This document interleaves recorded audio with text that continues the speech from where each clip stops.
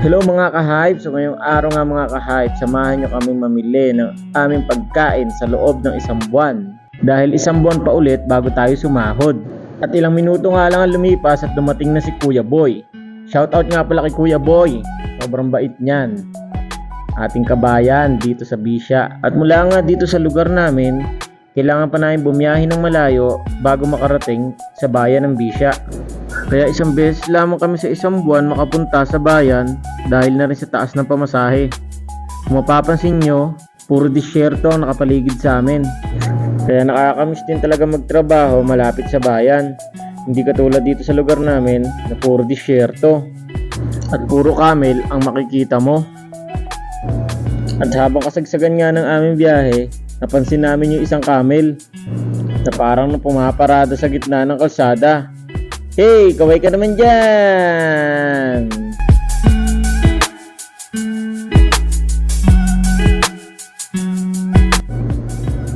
Sabi ni Kuya Boy, yan daw ang isa sa pinakadelikadong masagasaan dito sa Saudi Arabia. At ang sabi ni Kuya Boy, pag yan daw ang nasagasaan mo, meron ka daw fine na 15,000 riyal. Diba? Sobrang laki. Masagasaan mo lang yung camel, 15,000 riyal na kagad ang babayaran mo. Gagastos ka na nga sa sasakyan mo, babayaran mo pa yung camel na nasagasaan mo. Diba? Gaano kasakit? Kaya para sa mga kabayan natin na nagdadrive dito sa Saudi Arabia, doble ingat po tayo. At pagkalipas nga ng halos 30 minutes na paglalakbay, ay nakarating na din kami dito sa bayan. Dito lang din kasi kami sa bayan nakakabili ng mga karne, isda at mga gulay. At ayan, nakita na nga natin ang kamsa-kamsa. Kaya rin ang kamsa-kamsa, eto na, dito na tayo papunta sa Hyper Panda. Ang Hyper Panda nga pala ay isa sa kilalang supermarket dito sa Saudi Arabia, lalo na dito sa probinsya.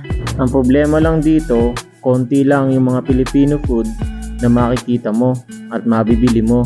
Hindi kagaya sa mga Filipino store na makakabili ka ng mga tuyo at iba pang mga pagkain Pilipino.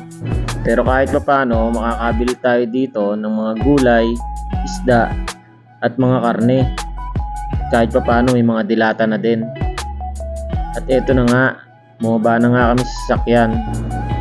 Tara, pasok na tayo sa loob.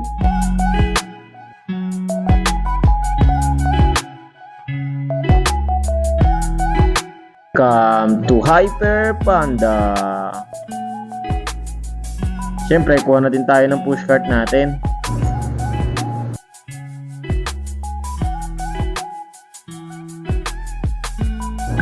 Una nga akong kumuha ng Tupperware para sa mga marinated stock.